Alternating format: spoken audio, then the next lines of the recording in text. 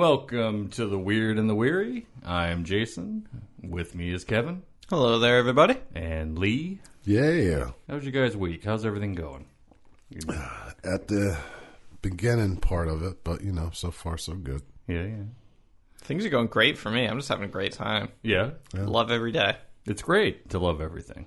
And remembering the good things about what you loved in that day, right? No, I just assume I had a great day. Oh, so you just kind of sleep and then it's like a new day, reset. Every day is a new day. Okay. Okay.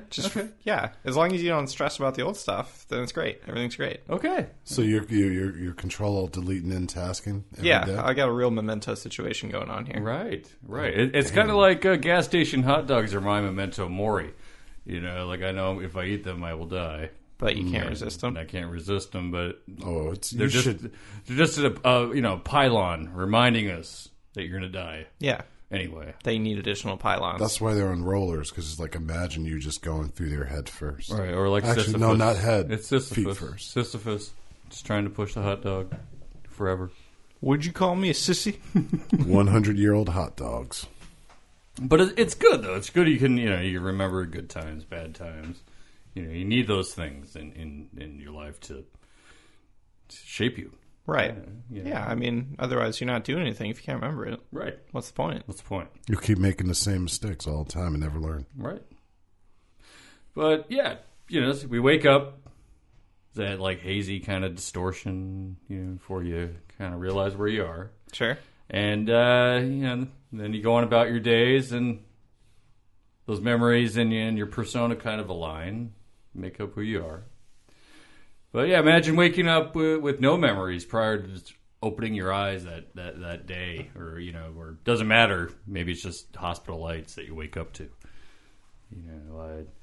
It could be a blessing of sorts, just having no recollection of anything. I guess it depends on your personality. It could be scary. Right. I mean, no bad memories, no good ones, nothing. You could just kind of... You wake up and you're like, what the hell? Hey.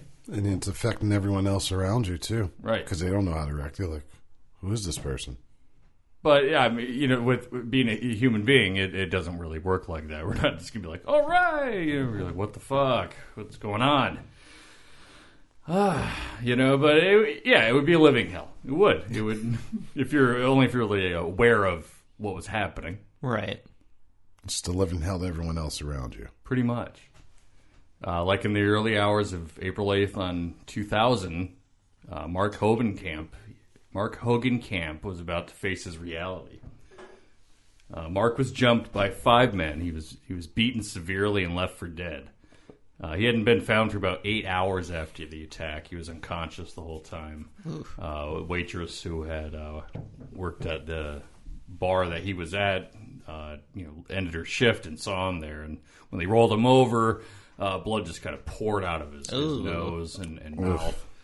And it was a severe trauma, and it left him in a coma for 9 days. Now Mark, he's from he lives in Kingston, New York. Presently, he's from that area. He's from Kingston, New York, and grew up around there. He spent some time in the Navy.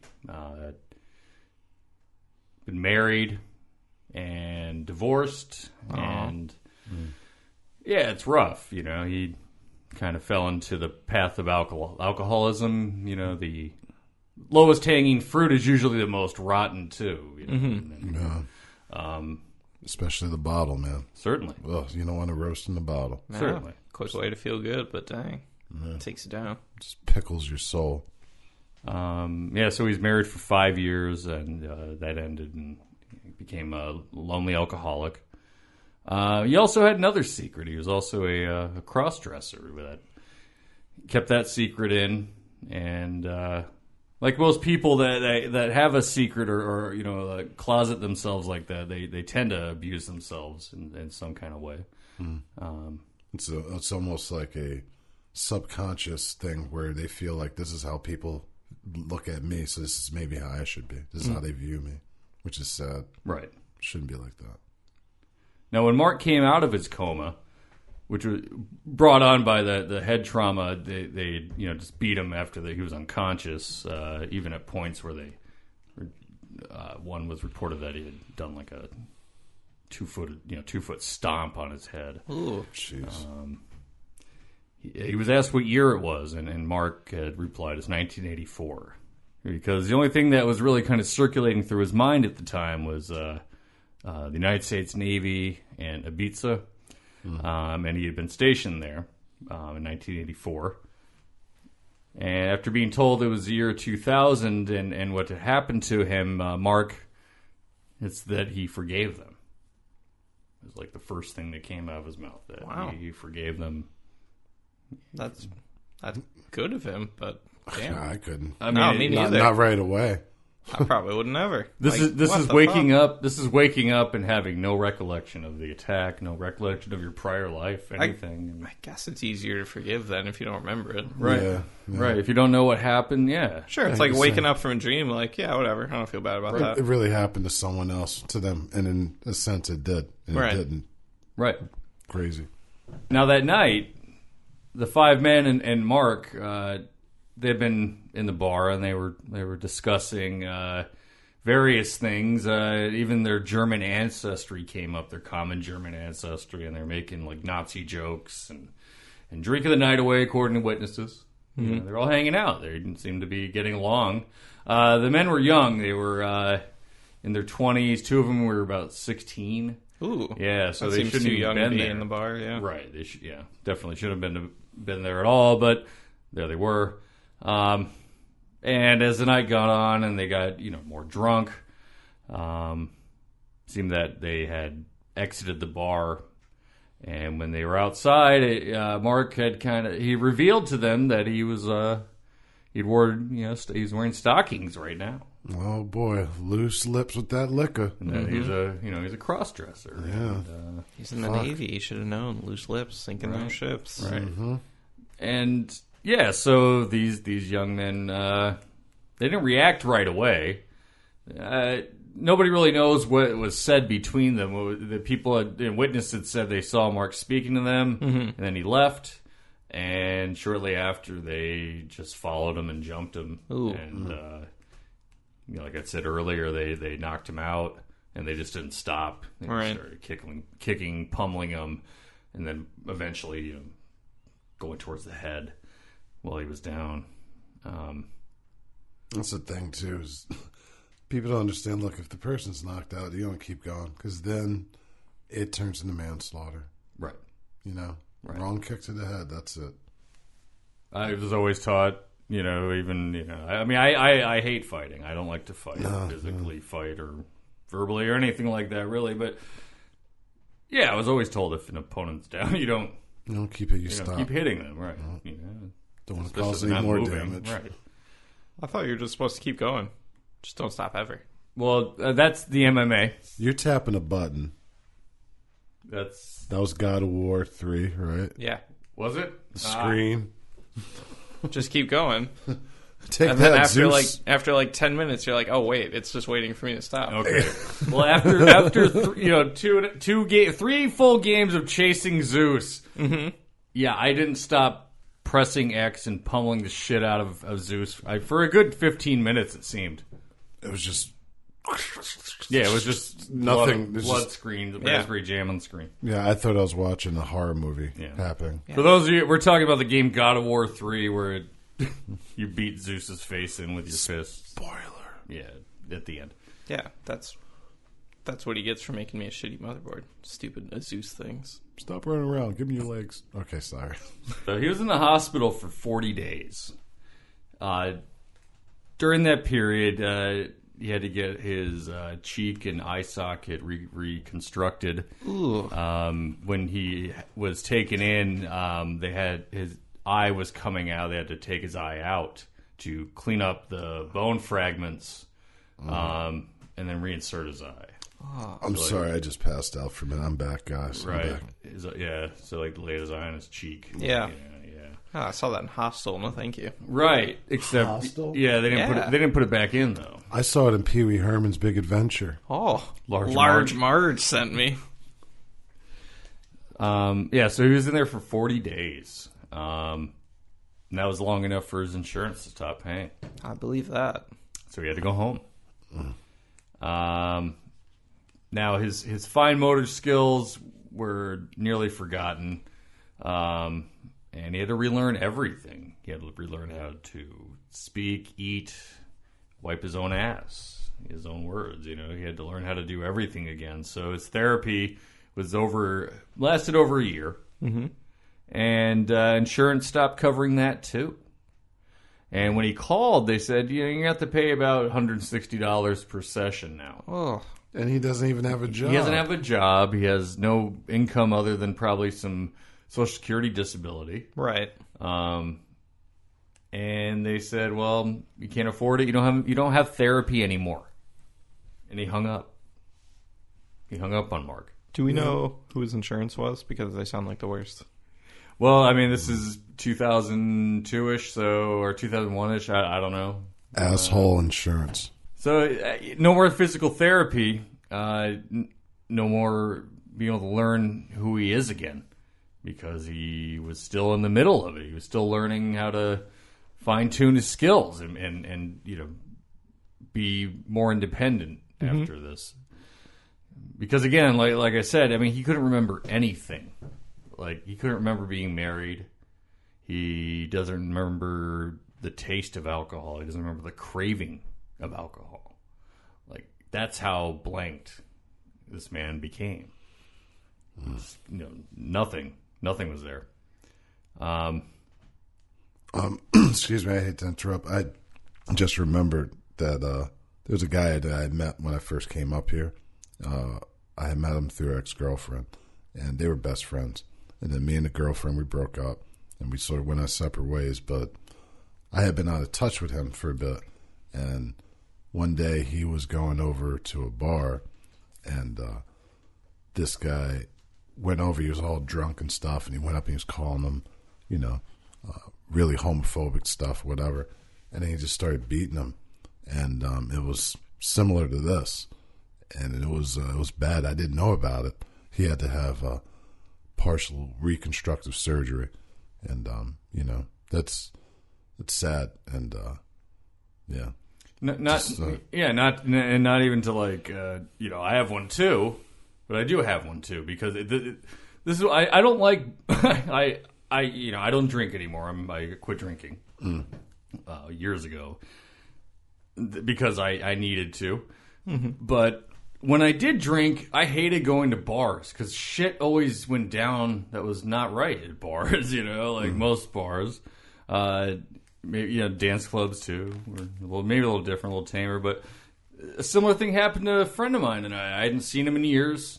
And he came back from the state he was in, and we were having some drinks at his house, and we're like, hey, let's go up the street because we're out of drinks at your house. We'll go to the bar. And we go there, and it just happened that somebody he knew worked the bar didn't like him. When I went to take a leak, a couple guys started trying to kick the door in, and they're like saying I had an 8-ball. I'm like, I don't do that. It's like, go the fuck away. They finally kick it in, and they're like, you took the pool ball. I didn't take the pool ball. So I said, get the fuck out of the bathroom. And then they tried to escort me out by grabbing me. Well, I'm already a lot of drinks into me, and don't touch me. You just hulked out. I did. And the two gentlemen that were trying to hold me couldn't, they didn't hold me. And the owner of the bar was walking me out, and then I went out. And I'm calling to my friend, and he's not coming because somebody's talking to him, holding him there. And they push me out, and the guy throws like a hot cup of coffee in my face, and I punched him, and really hard. And they closed the door, and then they beat the fucking shit out of my friend. And the guy came back at me. The owner came back at me with a pool stick and hit me. And I was wearing like a big thick coat, and it broke. And I said, "You're across from your property now." and he ran away. And I pulled the fire alarm. I did a whole fucking... I was really drunk, too, but I pulled the fire alarm, did a whole bunch of crazy shit. He comes out. His face was sagging. They shattered his cheekbone. Like, the police were coming, and he starts walking away, because I didn't know he had a prior in this other state that he left, so... Yeah. I got arrested, and they wrote a ticket that never existed, because I lied. I said I was part of the Freedom Press. And I said, this is going to go... all over the fucking place, Officer so-and-so, and Watchmen. Thank you, Watchmen. But bars suck. Freedom Press. The shit happens all the time. People just get jumped, and it's fucked, man. It's crazy. And he had to get reconstructive surgery also. It's fucked. So... Yeah, one time I was at a bar, and, You went home? Yeah, no, wait. I thought some guy was just playing around with gay jokes or whatever, and I was like, "Oh yeah, you too, big boy." Well, he ended up trying to follow me into the bathroom, and I was like, this really misfired. I thought we were just fooling around, guy. I'm sorry, I have nothing against that, but I'm just not that. Yeah, I was like, I thought we were just having a couple jokes here. You looked me in the eyes when you said it. I just got out of improv class. I'm sorry. Sorry. If you look me in the eyes when you say it, then you mean it. Yeah, I guess. I guess those are the rules. I didn't get the memo. They are. Yeah, we'll talk about it. We'll talk about it later. Yeah, guy. Yeah, that was my only bad story. That's as far as I got. So Mark was frustrated. He didn't feel any kind of any hope, and it wasn't until chance that Mark developed a therapy on his own. And it was one that would kind of become his legacy. So one day, Mark's seen pulling a toy army jeep down the sidewalk from his house and on a string. And people would see Mark doing kind of stuff like this all the time with a camera, taking pictures of it. And so his neighbor, his name is David Noggle. He's a photographer for magazines. Noggle. He asked him joking. He's like, "Hey, how many miles per gallon does that thing get?" And Mark replied, "Oh, yeah, it gets 58 miles per gallon." And he thought it was kind of like an art project or something. And they started talking about it. And David asked him, he's like, "Do you have any other photographs?" He's like, "Oh, I do. I certainly do."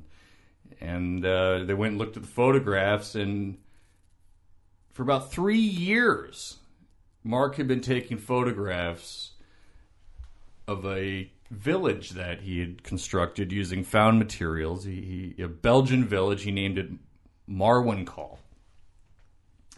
And he was using these little jeeps and Barbie dolls and different dolls, like the wooden posable dolls, and he put different heads on them, paint them, and dress them up in World War II era military clothing.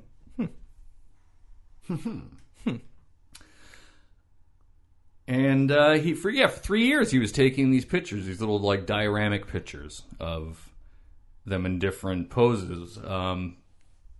Various things, from bars at the ruined Stocking Catfight Club, a very detailed bar that he had created, even down to the ice. It was made of little flecks of glass, but it looked like little bits of ice in the glasses. Right.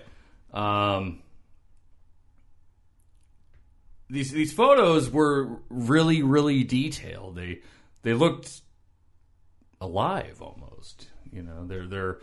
They're capturing them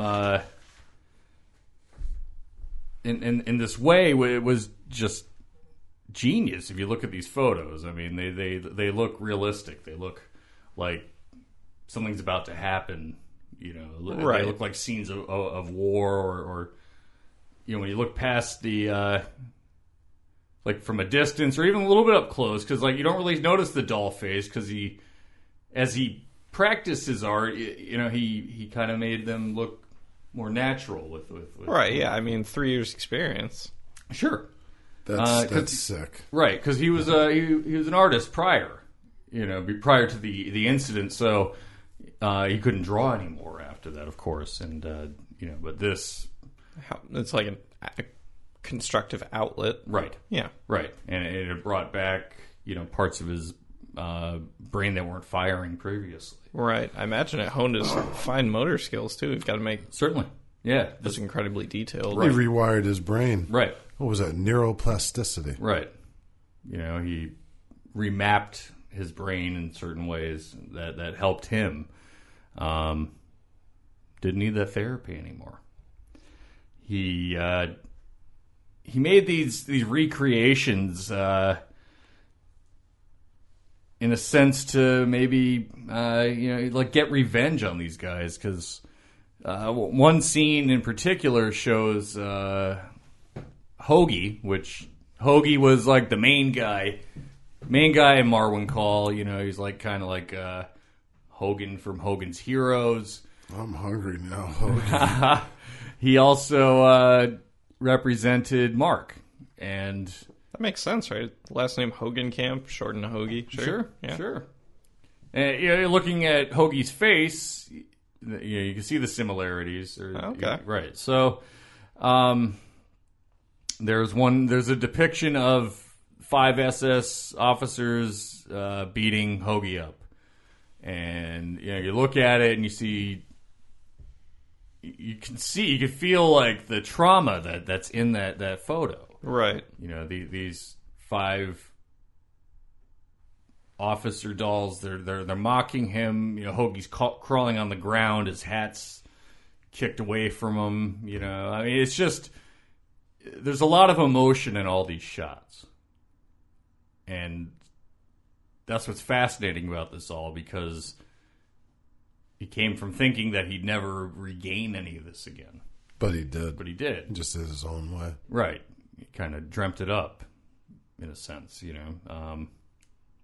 So, the scene was depicting Hoagie getting beaten by 5 SS officers.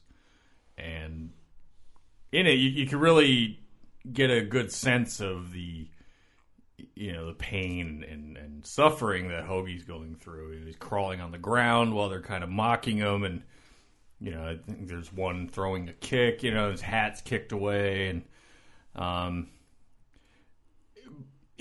the way it's set up, like it's kind of set up so you can't see their faces, kind of reflecting how he can't really recall the event other than what was told to him. Right. Yeah, that's my kind of take on it. Yeah, I wonder if he had like some sort of deep in his mind, he sort of vaguely remembered some of it, or if it's just recreated from what people were telling him. Right. That's because he was saying he doesn't really remember anything about his life previously. Like he's seen the video of his wedding, and he's like, "Oh wow, she's really hot." Oh. And that's your wife. That was your wife. Was your wife. Oh, she left him. Yeah, she had left him, and he had developed a problem with alcohol during the marriage, which had ended, the marriage eventually. She left him, and he was alone, by himself, just drinking all the time. He's drinking about 2 liters of whiskey a day. Jesus. So that's a lot of whiskey. Yeah, it's a bunch. Jeez. You don't really, you kind of have no self-control after that. Where'd you get that money from, though? You couldn't do the sessions. Well, that's the thing, Oh, he didn't do the sessions. He has more money for whiskey. Never mind. He didn't have, he wasn't drinking then during the sessions. Oh, it was after? Right. He was drinking before that, doing. I'm sorry. Right. Yeah. After the incident, like he said, he doesn't remember the taste of alcohol. He doesn't remember the craving of alcohol. He doesn't remember that. I mean, all of that's just blank. Well, tabula rasa. Just completely gone. Everything prior to that. At least they cured that problem, even though it's terrible. Right. I mean, it's a blessing and a curse. Yeah. Marwencol, it's not a pleasant place. It's bloody. It's decorated with death and decay, and there's bodies all over the place. And there was a wedding that happened in Marwencol, and there's the bride and groom, and behind him were like 35 strung up SS officers. Ooh. Decorum. Wow. Yeah, so Cheery. Oh, very cheery. Yeah. And like women are depicted as fierce killing machines. They take on Nazis, and there's one in particular where there's just a bunch of dead Nazis and one bare-chested woman holding a machine gun, and she's killed them all. And his thing for that was women were never violent towards him. You're always nice to him. They're always nice to him. When they knew about his cross-dressing, they never judged him. They kind of took him in. They you have 300 pair of high heel shoes. Wow. I want to see some of those. Sure. And he made friends like that. They call him Miss Marcos. Yeah, right. That's a lot of fucking shoes. Yeah, that's crazy. But yeah, I can see why he's got the girls. They're sort of on his side in the town. Right, and he gets advice too. Yeah. So really what Marwencol was also therapeutic in was he got to relive killing these people over and over. Mm-hmm. These 5 men were depicted often as different, the 5 SS officers, and they were killed a lot. They were killed often. Excuse me. I wonder if he utilized part of this. It's an actual psychiatry thing where you are not hypnotized, but the therapist pretty much has you envision that moment of trauma in your life. Like, say someone assaulted you, right? Well, I had gone to this therapy session where she had said, imagine this person, because I was assaulted when I was younger. Imagine this person, and do you see them in your mind's eye, whatever? I had my eyes closed, and she's like, okay, now you're killing them. She's like having me kill the person. Okay. And it's I forgot what it was called, but it's interesting because I wonder if he was utilizing part of that for his own self-therapy. Right. Because it's a possibility they may have met a doctor that was trying to do stuff like that with recommended him. Some similar thing like that. Right, or tried to do it with him. Right. So, yeah, but this is almost like what he did. Right. And it motivated him. It motivated him to build more and make a story out of it, like a whole other life that fill in that void also that was missing, that it was removed from him. So like I said earlier, I mean, you look at these photos and there's a lot of effort in the work, and each scene has its own kind of action, has its own kind of feel. There's a lot of emotion in the work. Regardless of seeing like joints or anything, you really don't even notice them at first because it looks so realistic, the way they're posed, everything like that. It's just exciting all around, really. It's better than accepting like digital aging, right? Or reproductions of actors. Exactly. Princess Leia. Oh wow, yeah. Something doesn't look right. Tarkin. Henry Cavill's CGI lip. Oh, that was horrible. Floating lip. I'm Superman. This is my Kryptonian power. I can. Yeah, he's got super lip. I don't understand the problem here. I was expecting. Well, he was really sad. He was quivering, but he didn't want to cry because he's Superman. I was expecting Freddie Mercury teeth to come out from under those lips. Now, one in particular that I found remarkable is called "Rescuing the Major." And this shot, it shows the wounded major. He's being carried away by another soldier. And there's like an unseen enemy, and the major's shooting his pistol at the unseen enemy off the camera shot. And you look at it, I mean, it's just a still, but there's energy behind it. There's motion. It looks alive. It looks like it's caught in the moment. Right. And just really kind of stood out to me, and I think countless others who have seen his work, it kind of stood out to them too. Yeah, it's easy to like picture the whole backstory just looking at that one image. Right, right. Just so much detail behind it, and this was in the midst of all of like after the first exhibition was done. This is what he carried on, and this was part of that work. And what had happened, though, to really kind of showcase how impactful his work is, when Caitlyn Jenner had come out for transitioning, she used a lot of words like bravery and courage, and one of the person in particular, his name is Terry Coffey. He replied with that image of rescuing the Major, and as a retaliation, and he said, "This is what bravery and courage looks like." Oh, he has no idea. It was quickly pointed out that that image was created by Mark, and Mark represents what Caitlyn Jenner represents, and millions of other people in the LGBT community. So he was just made a fool of, and really solidified Mark's work as like even more powerful statements than that. And I really wish I could just see his face when he's like, "Oh, shit!" Turned his MAGA hat around. You look whiter than normal, boy. Actually, it's probably pre-MAGA, so he just turned his Confederate hat around. Oh, shit. You want coffee. Kicks the dirt, hands in his pockets. Pulls the smoke out of his ear, lights it up, smacks his dog, and whatever the hell Mark Coffey does. Or Terry Coffey. Terry Coffey. Whatever Terry Coffey does. Now, Mark's story was made into a film recently called Welcome to Marwen, and that was directed by Robert Zemeckis. So it was toned down.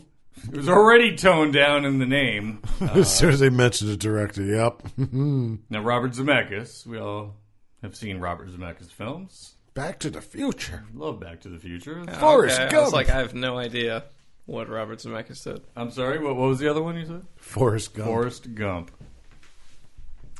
Good old Forrest Gump. Mm-hmm. Now, starring Steve Carell. I don't think you're talking about the right movie. Life is like a Steve box Carell of not chocolates. in. Oh, he's not in Forrest Gump. No, he's in Welcome to Marwen. He plays Mark Hogancamp. Mm-hmm. He actually bears a striking resemblance to the Hoagie doll. He Steve Carell does. Okay. Yeah.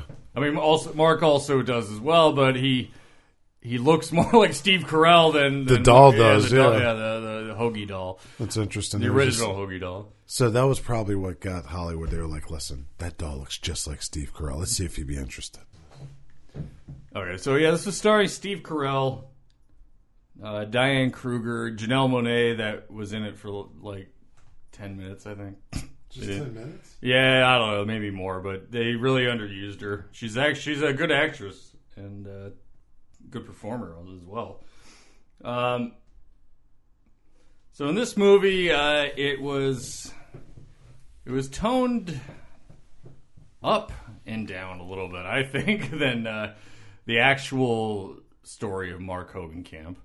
I mean, like in this movie, the attackers were depicted as neo-Nazis, with a leader, and they were much older. There weren't any 16-year-olds, Right. and the guy had a swastika tattoo on his arm. Oh, okay. Well, it's easier to hate on those guys. Right. I mean, they did talk about Nazis, but they were all doing Nazi jokes together, and they weren't I'm not saying Mark Hogancamp was a Nazi sympathizer, but they were making Nazi jokes. That's what was reported, So it's they weren't neo-Nazis or whatever. I'm not defending these guys that did this either. I mean, the movie depicted him as such. Mm-hmm.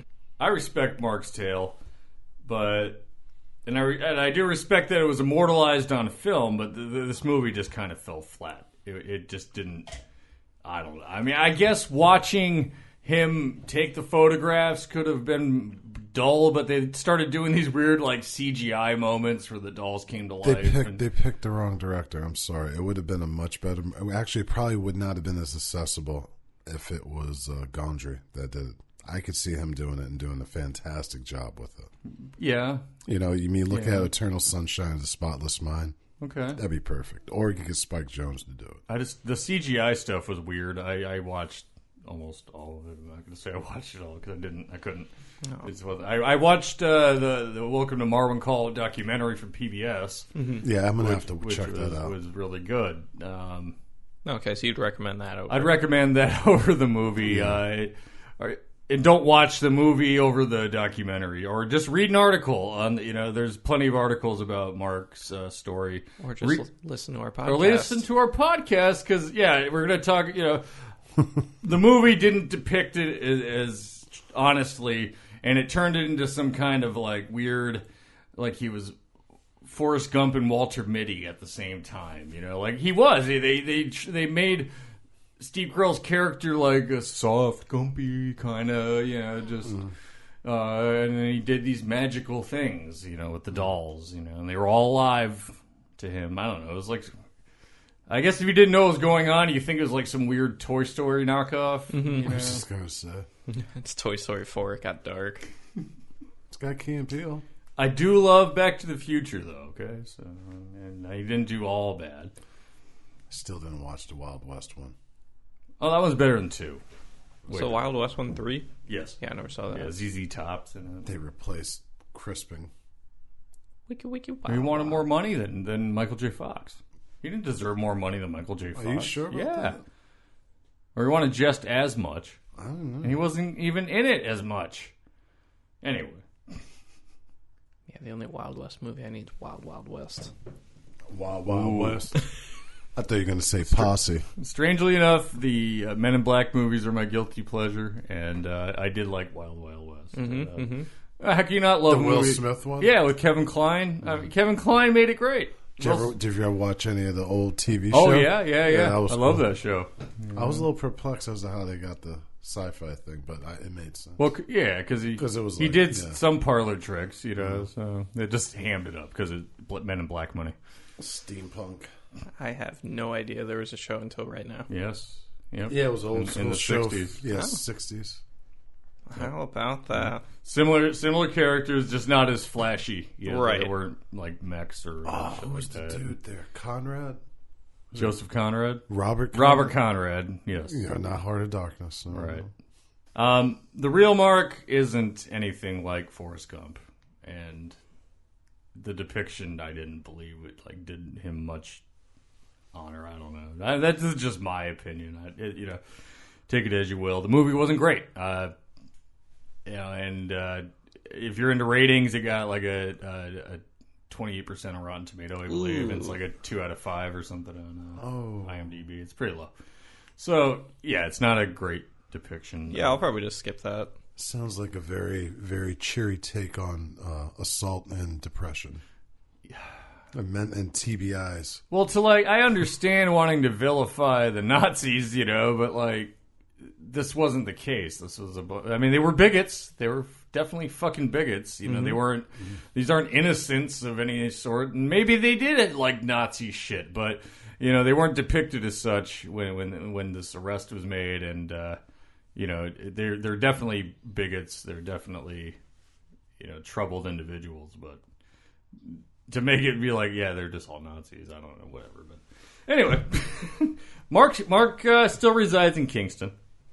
And Marwencol is an art installation that can be visited.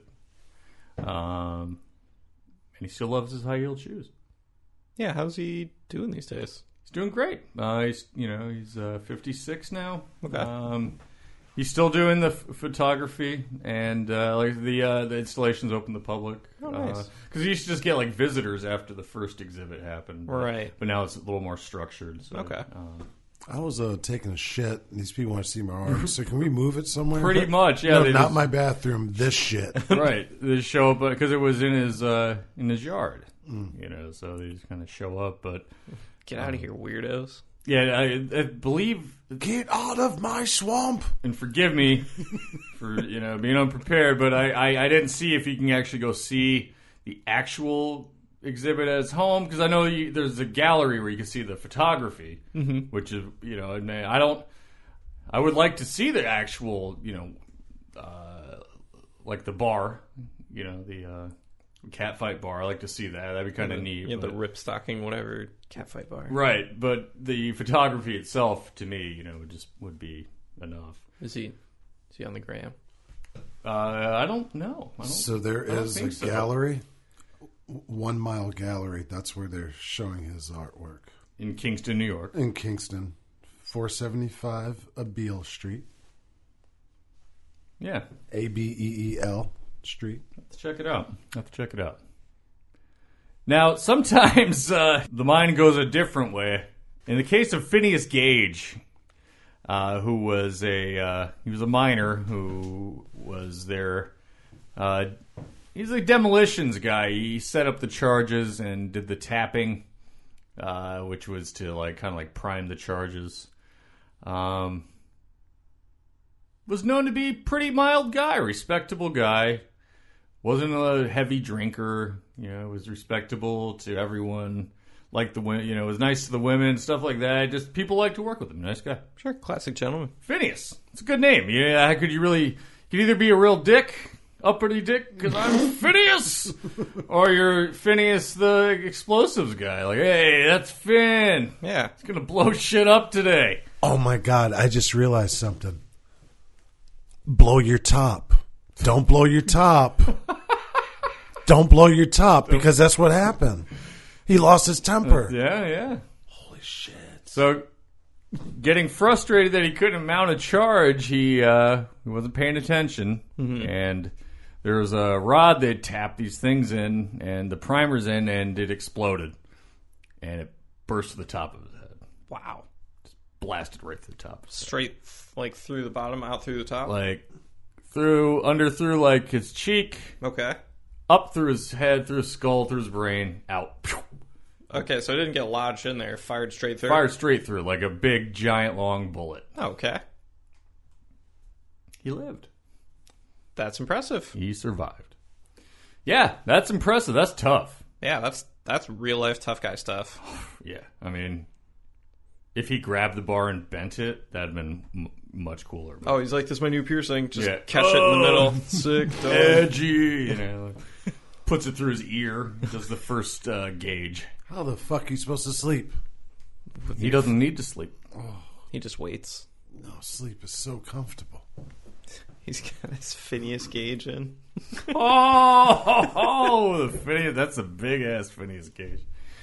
Now, Phineas, he survived, but it wasn't really a fun ordeal, of course. He developed an infection, which started leading to a fungal growth inside of that cavity that was made. Now, in addition to that, his temperament changed. He became violent. You couldn't be in the same room with him for a while. After a while, he would get really violent. He'd, start swearing at you or physically attack, and completely out of his character, though. Yeah. So they poured some. Was it the silver nitrate? Is that what they poured in his wound, or the? Yeah, he had fungus growing off the top of his brain. Yeah, and out his eye socket a little bit, right? Wasn't it a little bit of his eye socket? No, what happened? Oh yeah, there was some other stuff with the left eye. Yeah. So they poured some of the silver nitrate in there and sealed it up. And eventually, he was able to get rid of the fungus himself. I'm thinking he just kind of sucked it in, spit it out. Yeah. No, he did more than that. What did he do? The doctor went and cut down from the wound to his nasal cavity, and a whole bunch of pus and blood and infection came out, and he started to get better. Wow, that's remarkable. That must have been the most relieving feeling. Yeah, I think it was 250 milliliters of it, just poured out. Understandably, why he was angry. His face is full of rot. Yeah, I just got goop in there. A little backup, a little Vicks Vapor Rub would clear that up. Oh shit! Petroleum distillate. Here, eat this taco, spicy. Now, as he healed up, though, his reputation started to grow. And he became quite the womanizer. Ooh. big drinker, Oh, okay. violent as all hell. Just would fight. Did he kill anyone? Not yet. I don't know if he killed anyone. He didn't kill anyone. But he was just a violent guy. He just complete 180 from what he used to be. Mm-hmm. It's remarkable to me that like you could survive something like that and it just turns you into somebody else. Right. It's kind of weird to me. So I assume it impacted some part of his brain or something. Right. Yeah. Left prefrontal cortex, I believe. Okay. So it's basically like his brain was on like 10 cans of Monster Energy drink all the time. He's just running on like pure id at that point. Right. Or if you ever seen Darkman, he's like just angry at a drop of a hat. Boom. Angry. Give me the fucking elephant. Yeah. Snap. Breaks an arm. But the interesting thing is that he only really had the really bad parts in the years following his accident, but later in life he was more well adjusted. Well, he got all the goop out. Right. Yeah, all the goop came out. Right. And probably some of that silver nitrate getting into his brain probably didn't help much either. Solved his werewolf problem. Well, didn't solve mine. Werebear. Werebulk. Is that what you just said? A werebulk? No, werebear. You fucking werebulk. Raw! Sweater don't fit. I'm just bulking, bro. Just Come on. bulking, man. Just wait till this wear cut comes. It's like half moon. It's okay, man. He was always winking. It's always bulk. It's always the bulk. So, yeah, I mean, it's remarkable what the human body can endure. Yeah, these like physical impacts to the head and brain region have such drastic results, such wildly different results. Yeah. Mm-hmm. That could either, like in Mark's case, it was wiped away everything and kind of generated a new, better person, I guess, in a sense. He found more peace in his life than he probably would have if that didn't happen. Right. Which is horrible to kind of say because, it took, a severe beating that almost took his life for that to happen. But that's the other flip side because when you face death, kind of, it'll change you. Sure, yeah. Absolutely. He can remember everything, like, after he woke up and all that, right? Right. There's just a gap from, like, 84 to 2000? From 2000 and back was gone. Yeah, back to, like, 1984. No, not even that. Like, he could remember. Even further along. He could remember. He thought it was 1984 when he first woke up. Yeah. Because when he first stirred, it was like he could remember 1984, the Navy, and Ibiza. Mm-hmm. That's it. He couldn't, just kind of like faintly. So that's when he said to the doctor, it's 1984. That's when that happened. So, like from 2000 and prior to like being a child, even's gone. Oh, okay. None of that. Yeah, everything. Like cleansed him completely. I mean, he was like rebirthed almost. He had to learn how to eat and walk and everything again. Right. So basically, just born anew. But he probably still had the same debts. Ouch. I just got bonus debts at that point. Look, just because you don't remember the debts, come on, we have it on paper. This is America still, capitalism. Now, on that note, everyone, maybe just wear a hard hat everywhere you go. I don't know, because if you're tapping dynamite, right, that's a thing people do, right? Like, you're going to tap dynamite. No, you guys? I don't know anymore. Oh, I don't know. I mean, I don't know anything. I haven't been into like coal mining industry in so long. If you're going to be like Phineas Gage, sweet, clean coal, like, that some president said, let's wear a hard hat. Yeah, why don't you just gauge your safety? Yes! And don't gauge your anger. You Phineas to get your ass whipped. Delete that. Yeah. Because I'm not about coal mining. What you finna do? But I'm definitely going to go try and check out this installation for Marwencol. That sounds pretty cool. Pass me my iron rod. Tink! On that note, be good to yourselves. Be good to everyone. I'm Jason. I'm Kevin. And I'm Lee. And keep your nasal passages clean. You don't want 250 milliliters pus anywhere near, anywhere your face. Anywhere. Keep it clean. Catch us online. www.weirdandweary.com. Instagram, Twitter, iTunes, Spotify, all those places. I don't know. All the above. Yeah. On the internet. There we are. We are there. Just give it a search. Right. Just so right now. Check E for everything. Check it out. You could even Bing. Has anyone confirmed that? Are we bingable? I think, yeah, we are. Ah, nice. Nice. Good stuff. Does Cortana know about us? Who? JKL Media. Jekyll.